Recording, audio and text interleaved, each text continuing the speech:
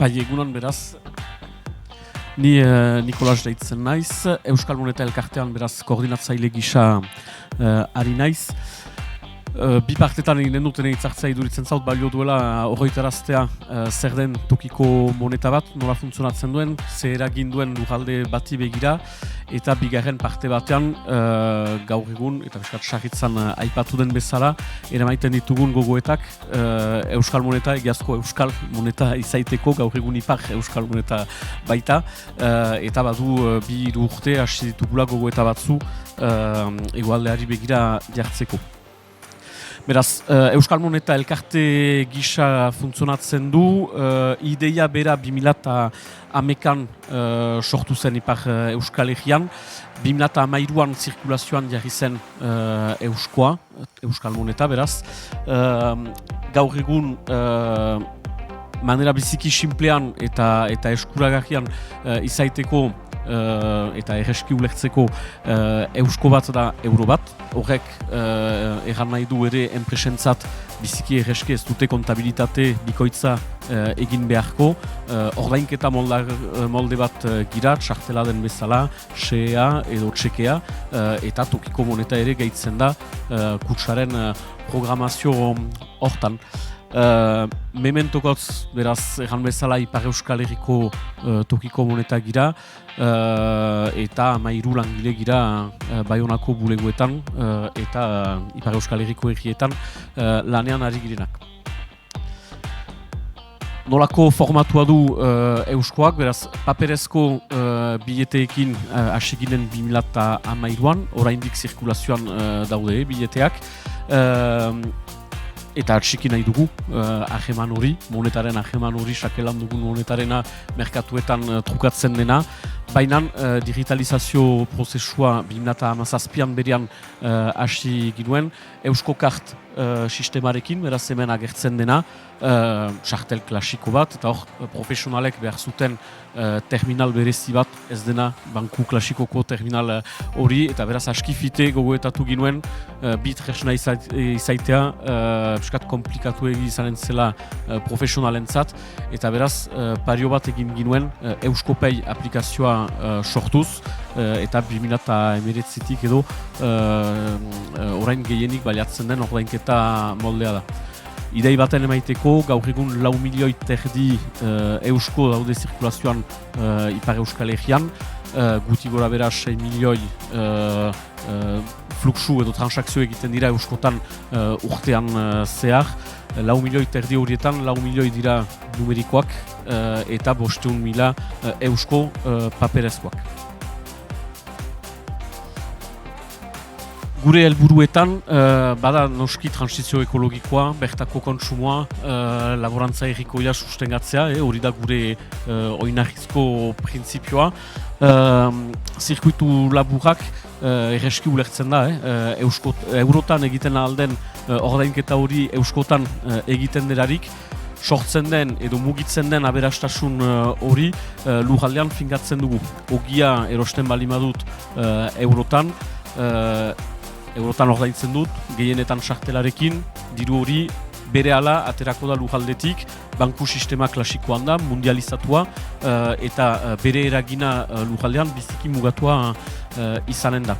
Euskotan ogia erosten dutalarik, hor finkatzen dut aberastasun hori dutan erosmen ahalmen hori finkatzen dut lurraldean, okindegiari eusko bat emaiten bali madiot, hori kutsan sartuko du, numerikoki edo paperez, eta ezingo du banku sistema klasikorat sartu, beraz kutsatik berritzateratzeko, sekatuko ditu bere inguruan, gaur egun Ipar Euskal Herrian, diren hornitzaileak eusko horien berritz baliatzeko.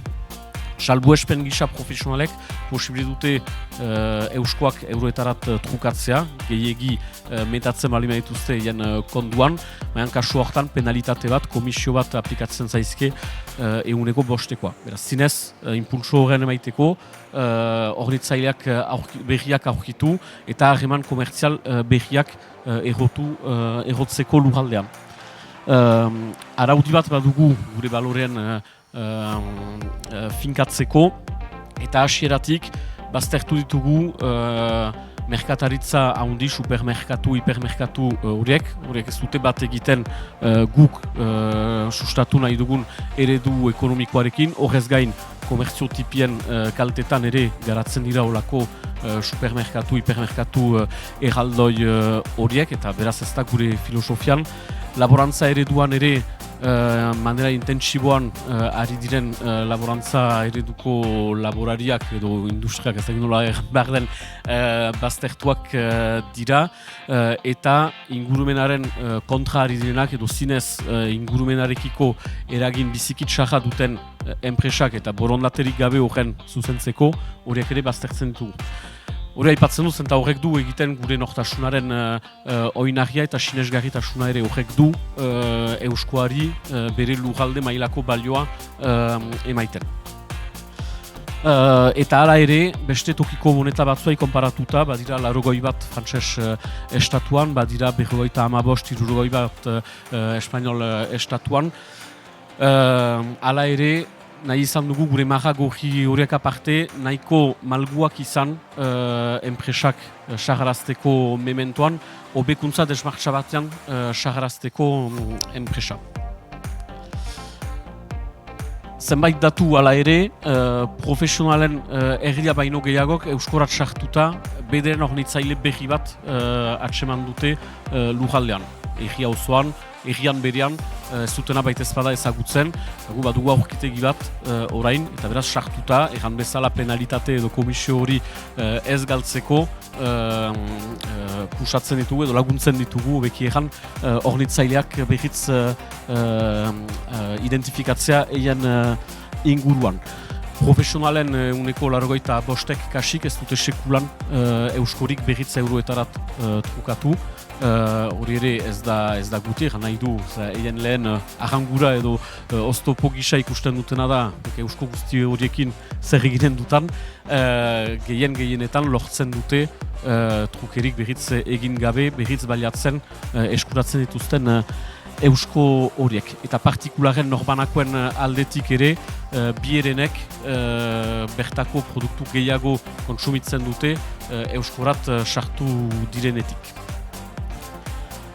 Beste balore bat ez dutena ahantzi nahi, euskararen aldeko apostua egin dugu. Pentsatu dugularik 2013 tarte horretan sukaldeko lanetan ari ginerarik eusko proiektua asmatzeko. Gure diagnostikoan egiten genuen ofiziala ez den, euskara ofiziala ez den lurralde batean, tresna ekonomikoak ere eragin behar du euskararen alde.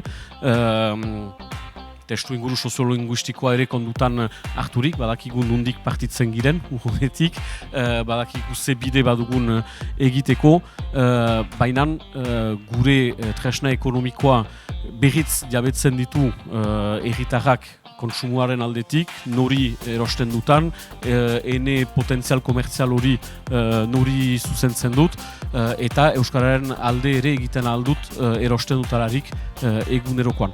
Beraz hor, konkretuki nola gauzatzen da, enpresa batek kidetza hartzen dolarik euskorat, desafioak edo erronkak bete beharko ditu, eta euskararen aldekoan proposatzen erango nuen, ez, inposatzen diegu, afitsak eta elebiduna marxan ezartzea, euskararen normalizazioa eta bizi publikoan euskararen ikusgarritasuna indartzeko, eta beraz, ez ditut datu guztiak gero emanen ditut, baina gure 1400 profesionalek balima dute denda bat zerbait ikusten dena, pusatuko ditugu afitsak eta elebiduna egiteko, jakinez hori eientzat urririk, beti egiten dugu urririk dela, ez da urririk denentzat, gu lanean ari gira itzulpen horien egiteko, euskararen erakunde publikoarekin itzarmen bat dugu ere itzulpen horien segurtatzeko, baina profesionalarentzat hori ez da itzaki, berak ez du dirurik atera behar, bere menuak, etiketak, ordutegiak edo euskaratzeko. Beraz, eta badugu lantaldean, lanpostu oso bat, goizetik arratz ari dena terrenoan profesionalekin desafio horren gauzatzen.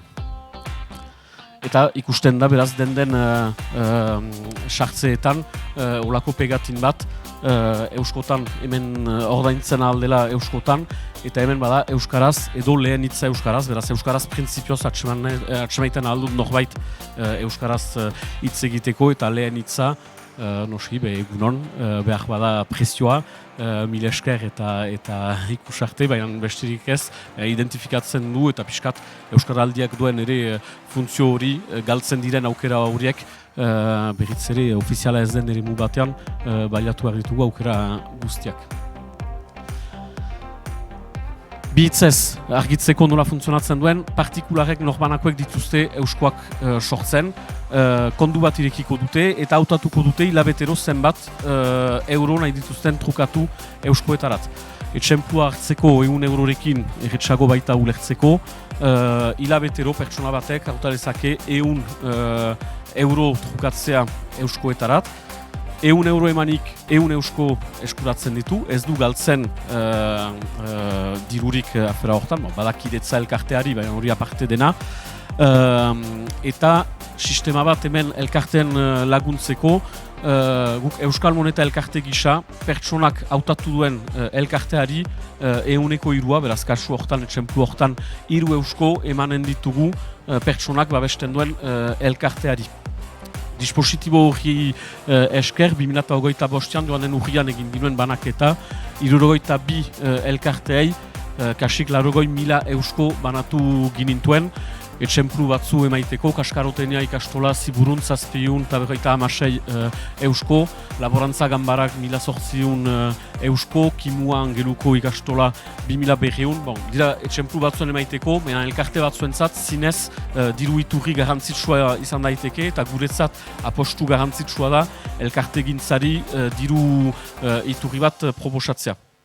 Dispositibo hori diruztatzeko profesionalek ordaintzen duten eguneko 5 penalitate horrekin orekatzen dugu, eta beraz penalitate bat baino gehiago, da inbertsio bat egiten dena berezik euskalgintzari, eta 2013tik 500.000 eusko banatu ditugu elkarteei, eta lagodena baino gehiago eguneko 50 euskalgintzari izan ikastola edo beste aeka udaleku eta beste elkarteei.